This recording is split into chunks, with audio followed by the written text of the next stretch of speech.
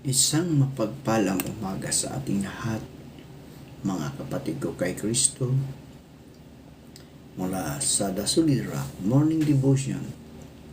Isang kagalakan na muli tayo ay makapagbulay-bulay sa salita ng Panginoon sa umagang ito. Mga ilang minutong pagbubulay-bulay ng mga salita ng Panginoon upang papurihan at sambahin ang ating Panginoong Hesukristo. Ang ating pong pagbubulay-bulayan ngayong umaga ay matatagpuan sa Marcos Kabanata 10, talatang 45. Ito po ang sinasabi. Sapagkat ang anak ng tao ay naparito, hindi upang paglingkuran, kundi upang maglingkod at upang mag-alay ng kanyang buhay para sa ikatutubos ng marami. Pinagpala na po tayo sa pagkabasa at pagkarinig ng kanyang mga salita. Tayo po ay manalangin. Ama naming Diyos na makapangyarihan sa lahat, naririto muli ang iyong mga anak upang ikaw, Diyos, ay sambahin sa Espiritu at sa katotohanan. Maraming salamat, Panginoon, sa isang gabing nagdaan sa aming mga buhay na kami iyong iniingatan sa aming pagtulog.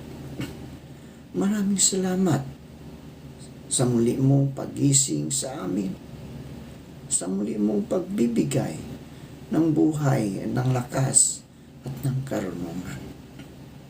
At sa umagang ito, O Diyos, patuloy naming inilalapit sa inyo ang aming mga kaibigan na nasa manig ng karamdaman. Patuloy mo silang pagalingin, O Diyos. Abutin mo ang mga lakas na nawala dahil sa karamdaman, Panginoon. Ibalik mo ang kanilang mga lakas upang sila, O Diyos, ay patuloy na mapaglingkod sa kanilang kapwa at sa kanilang pamilya, Panginoon.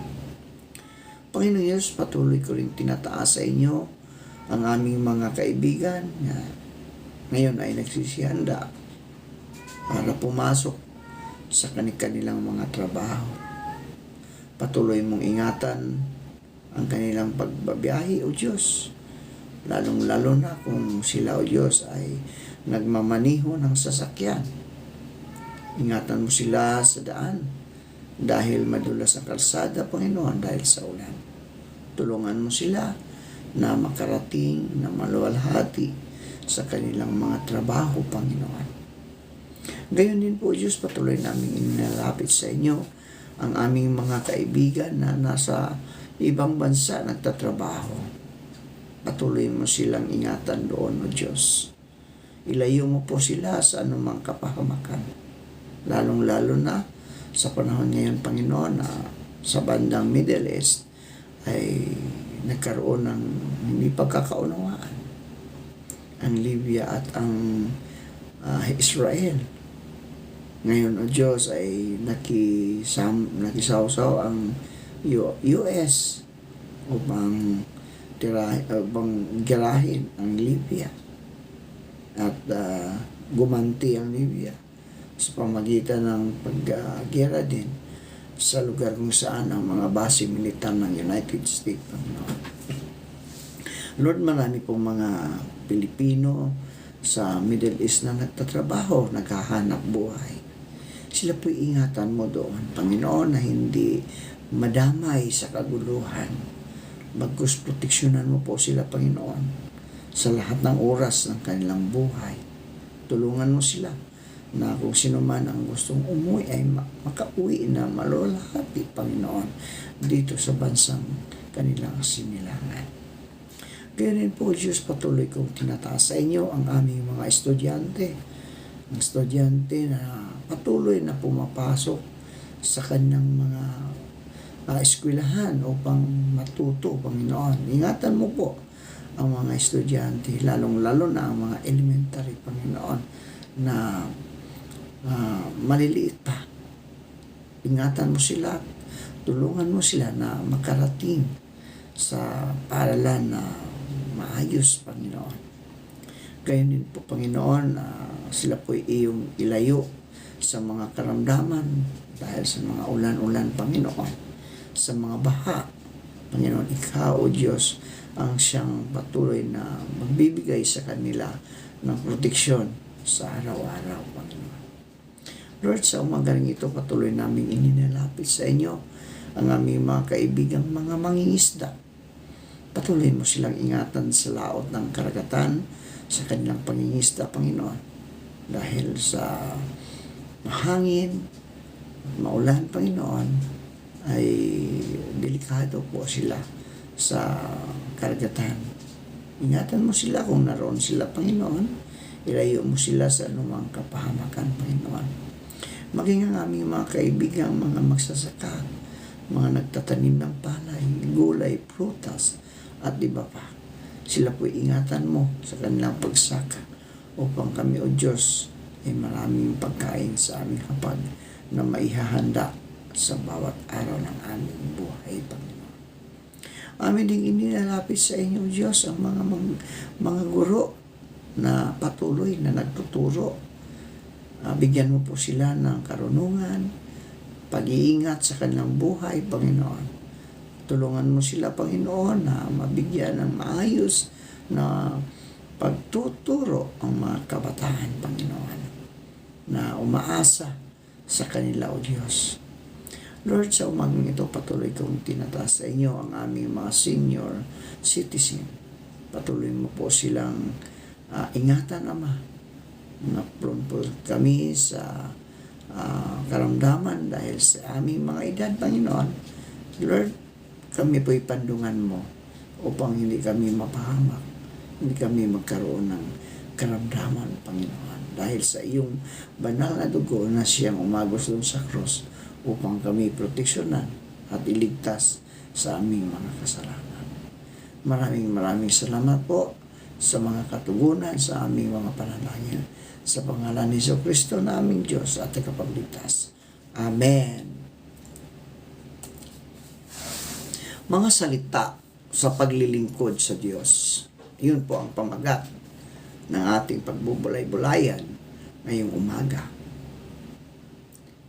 Kung bilang leader o kung bilang isang leader o manggagawa ng iglesia, ay aakayin mo ang mga hinirang ng Diyos sa pagpasok sa katotohanang realidad at sa mabuting pagpapatutuo sa Diyos.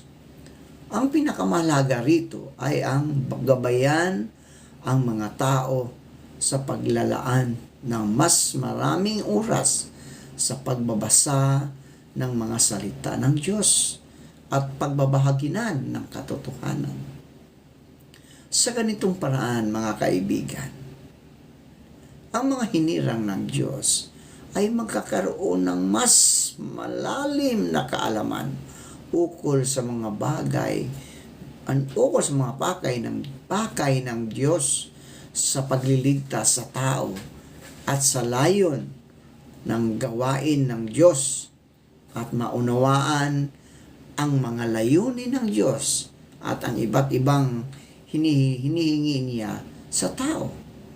Kaya't nagagawa nilang gampanan ng maayos ang kanilang tungkulin at bigyang kasiyahan ang Diyos. Kapag nakikipagtipon ka, mga kaibigan, para magbahagi at mangaral, dapat kang praktikal na magsalita tungkol sa iyong patutuong batay sa karanasan.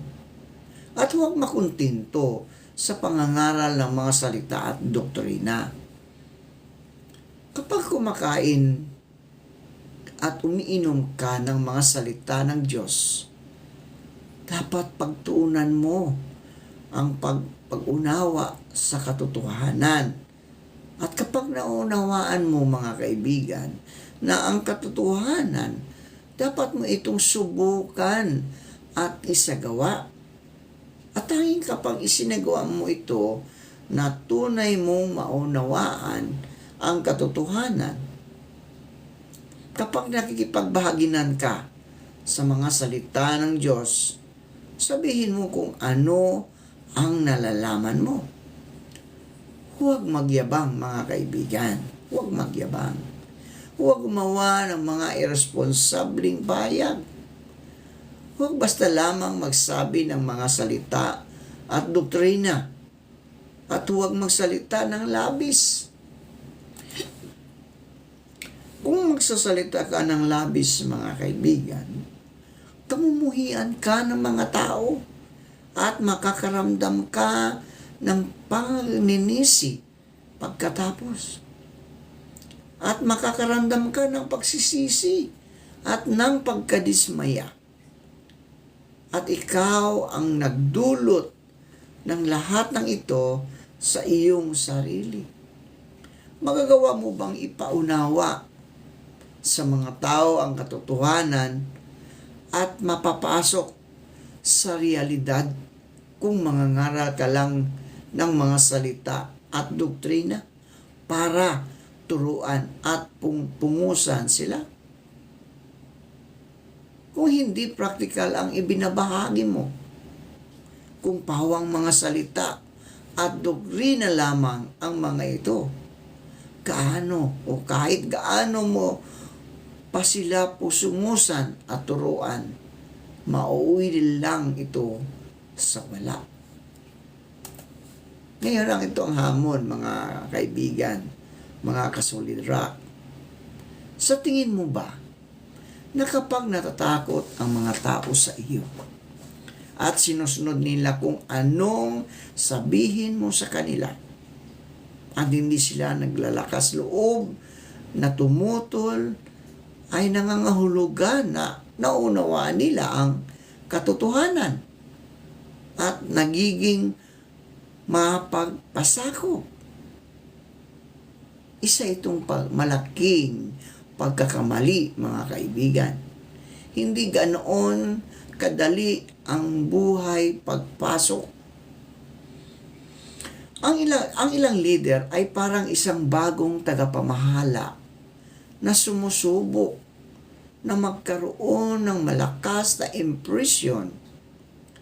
Sinusubukan nilang ipatupad ang bago nilang taglay na otoridad sa mga hinirang ng Diyos upang magpasakop sa lahat sa kanila. Iniisip na mas mapapadali nito ang kanilang trabaho kung wala kang katotohanang realidad.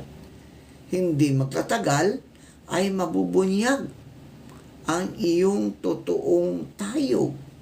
Malalantad ang mga tunay mong kulay at maaaring itiwalag ka. Sa ilang administratibong gawain, mga kaibigan, katanggap-tanggap ang kaunting pagpupungos at pagdidisiplina. Ngunit kung wala kang kakayahang magbahagi ng katotohanan, sa huli, hindi mo pa rin magagawang lutasin ang mga problema at maapektuhan nito ang mga resulta ng gawain. Kung kahit ano pang mga isyu ang lumilitaw sa iglesia, patuloy kang naninirmon sa mga tao at naninisi. Kung ang ginagawa mo ay umasta ng paggalit, ito ang tiwali mong disposisyon. Kung gayon, na ibinubunyag ang sarili nito at naipakita mo ang pangit na itsura ng iyong katiwalian. Kung palagi mong iniangat ang iyong sarili, mga kaibigan, at sinisermonan ang mga tao ng ganito, sa paglipas ng panahon, hindi makakatanggap ang mga tao ng panustos ng buhay mula sa iyo. Wala silang anumang makakamit na praktikal.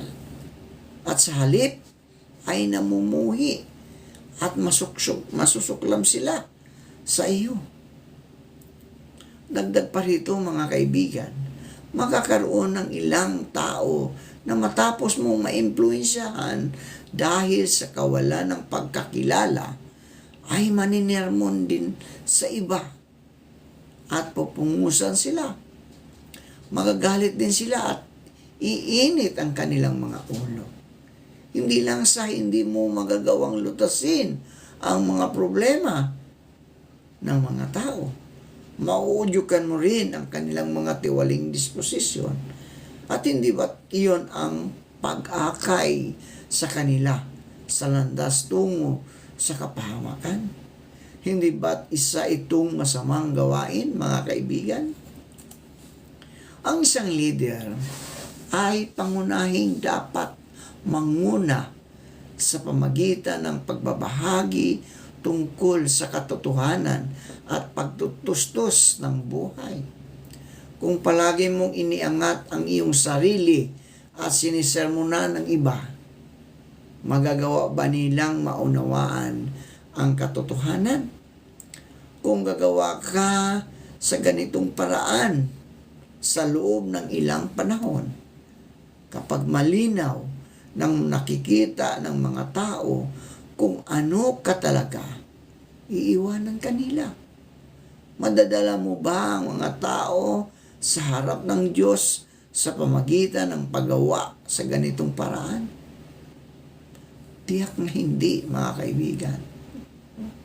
Ang magagawa mo lang ay sirain ang gawain ng iglesia at maging sanhi para kamuhian at iwanan ka ng lahat ng taong hinirang ng Diyos. Mayroong ilang leader at manggagawa na itinawalag dahil sa kadahilan ng ito noon. Hindi nila nagawang magbahaginan tungkol sa katotohanan para lutasin ang mga aktual na problema. Akayin ang mga tao na kainin at inumin ang mga salita ng Diyos. O akayin ang mga tao na unawain ang kanilang sarili. Wala silang ginawa sa mahalagang gawain na ito. Nakatuon lang sila sa pag-aangat ng kanilang sarili, paninirmon sa mga tao at pag-uutos. Iniisip na sa pamagitan ng paggawa nito, ginagawa nila ang gawain ng isang leader ng iglesia. Bilang resulta, hindi nila naisagawa ang mga pagsasaayos ng gawain na iniatas ng itaas kahit na alam naman nila ito. Ni hindi sila gumawa ng mga particular na trabaho ng maayos. Ang tanging ginawa nila, mga kaibigan, bukod sa pagsasalita ng mga salita at doktrina at pagsigaw ng mga slogan ay para iangat ang kanilang mga sarili at bulag na magturo at magpungos ng mga tao. Naging dahilan ito para matakot ang lahat at umiwas sa mga leader at manggagawang ito at hindi naglalakas loob magsumbong ng mga problema ang mga tao sa kanila. Sa pagkilos sa ganitong paraan, ginulo ng mga leader at manggagawa ang kanilang gawain at idinulot na ito ay mahinto. Tanging noong pinalaya sila ng sambahayanan ng Diyos na napagtanto nilang wala silang ginawang anumang tunay na gawain. Marahil ay nakaramdam sila ng matinding pagsisisi. Pero ang pagsisisi ay walang silbi. Sila ay tinanggal pa rin at itiniwalag. Tayo po ay manalangin. Maraming pong salamat, Panginoon, sa isang magandang umaga ng iyong mga salita ay aming pinagbubulay-bulayan. Panginoong Hesus, patuloy mo kaming gabayan sa lahat ng oras ng aming mga buhay upang hindi po kami maitaas ang aming mga sarili, kundi ang pangalan ng aming Panginoong Hesus ang labi naming itinataas. Panginoon, naway matutunan nawa namin na makontento, magpasalamat sa lahat ng bagay na ipinagkatiwala ninyo sa amin. Ang importante, Panginoon, ang mahalaga, ang lahat ng ito ay galing sa aming Diyos na tagapagligtas. Panginoon, sa iyong mga kamay, ang aming pag-asa at ang aming pagtitiis ay magbunga nawa ng kabutihan sa pamagitan ng aming Diyos. Pagpalain po nawa kaming lahat ng may kapal na Panginoon at makapangyarihang Diyos. Panginoon, patuloy namin ipinanalangin ang aming mga kaibigan na naliligaw ng landas. Patuloy mo po silang ingatan, gabayan.